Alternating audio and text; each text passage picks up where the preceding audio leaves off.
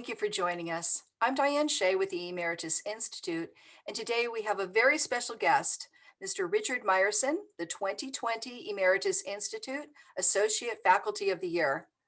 Hello, Richard, and congratulations. Tell us your feelings about this exciting honor. Well, hello to you too, Diane. And I just want you to know I really feel humbled, and I say that with all honesty, by the trust that my students have shown in me and the recognition of my peers and the administration, because I've devoted so many years to this profession and I've made a lot of difference in many people's lives. And my goal is to help hundreds of people navigate the treacherous waters of investing. I mean, the stock market is like a minefield. You know, you walk through it, you may come out on the other side, or you may get your legs blown off. So what I try to do is to define a path so that people can get through it safely. And you also have to understand that investing is not about what was. We can never go back and invest at yesterday's prices. It even isn't about what is. It's always about what will be. And you're always investing for the future. And what I try to do is bring some sense of forecasting ability to my students and hopefully make them happier for the experience. That sounds great. How long have you been teaching for the Emeritus Institute, and what classes do you teach? Well, actually, I started teaching at Emeritus in 1980. That's when I came to California from New York State. That was the first thing I did in California, was teach at Emeritus. And I started teaching two classes. One was called Improving Investment Performance, and the other one was called Stocks and Bonds Management. And the third class, which I don't teach anymore, was called Law for the Layman. So I had three classes, and actually I've been doing it ever since. And probably will continue to teach those classes for the rest of eternity. I see. If you would, please share a little about your background and what led you to teach for Emeritus. Well, actually, I started out in engineering, so it was sort of a far cry from what I do now.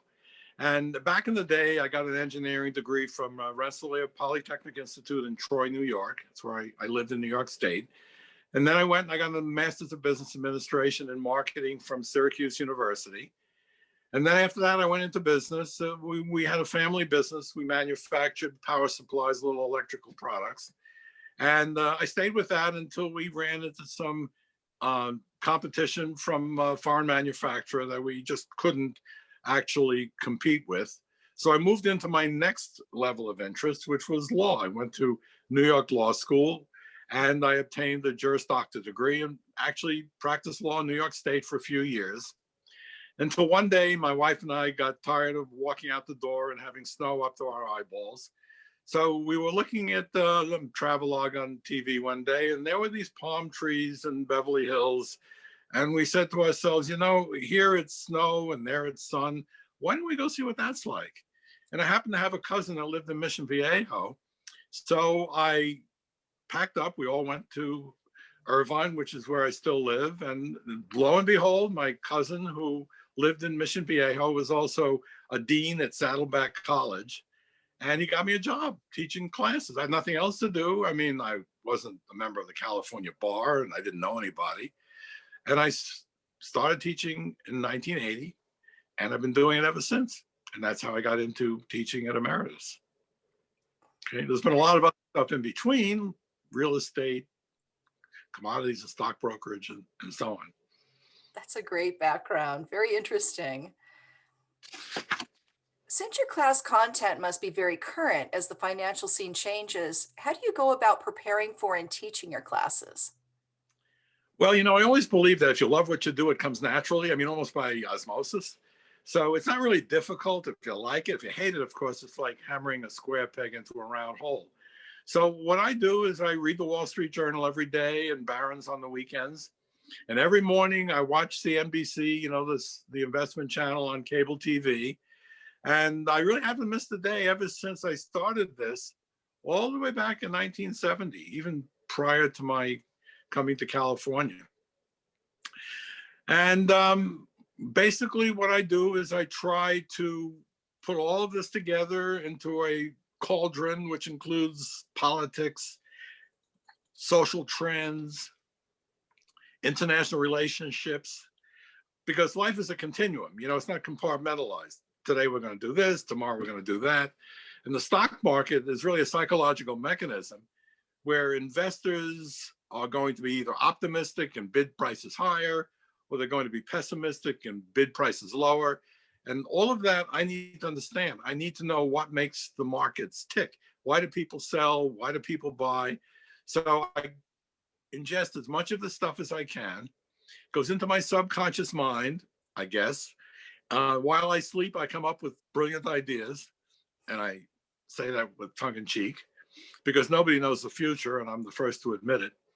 And what I do is I try to bring to my students the sum total of what I've learned, what I've experienced. I try to level the playing field.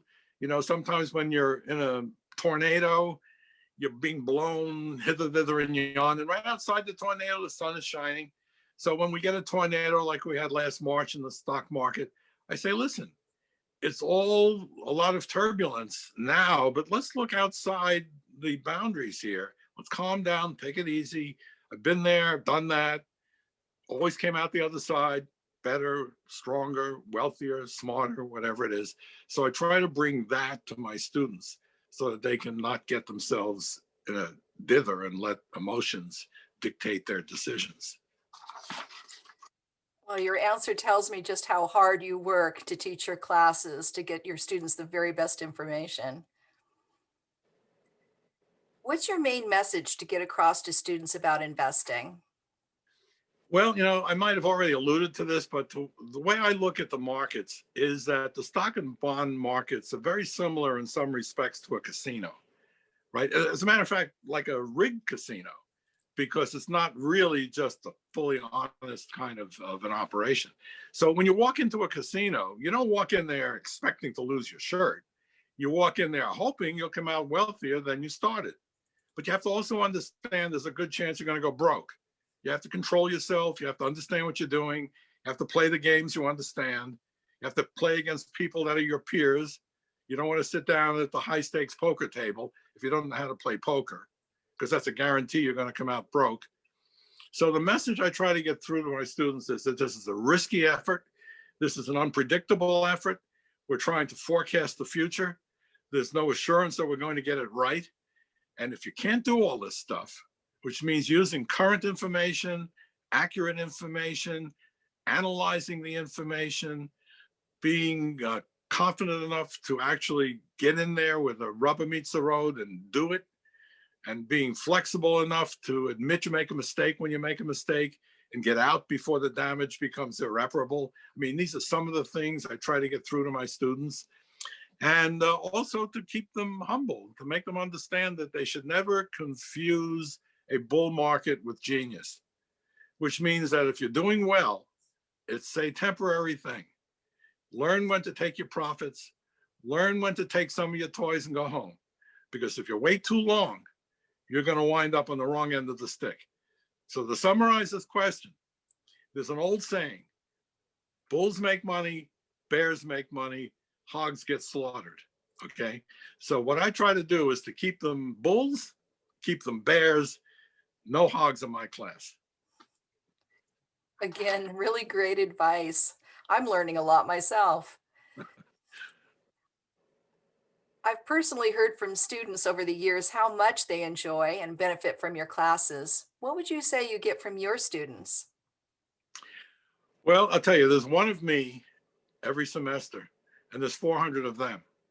And among those 400, I have retired scientists and engineers and stockbrokers and doctors and lawyers. Just about everything in the world comes through my class.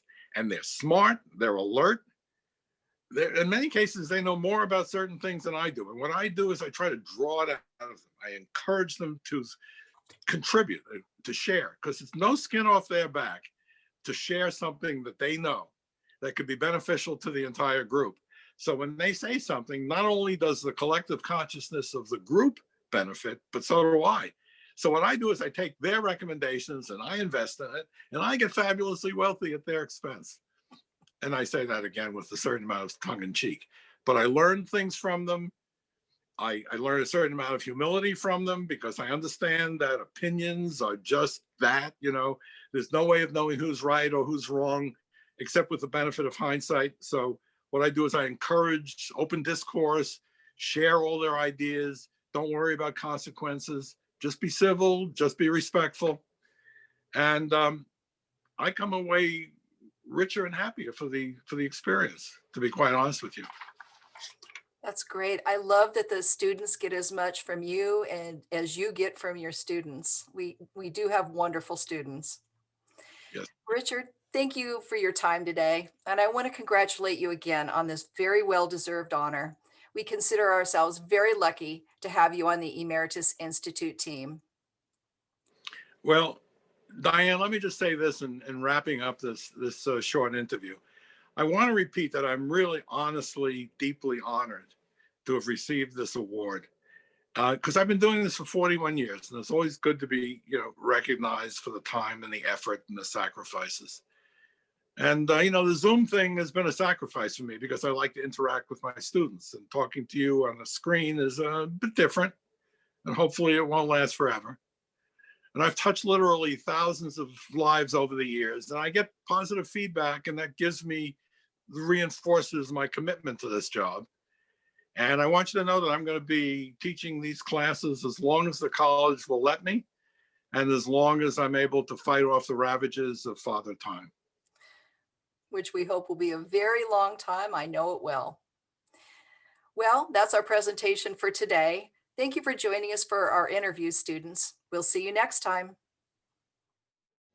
For more information about the Saddleback College Emeritus Institute, please visit our website at www.saddleback.edu/emeritus.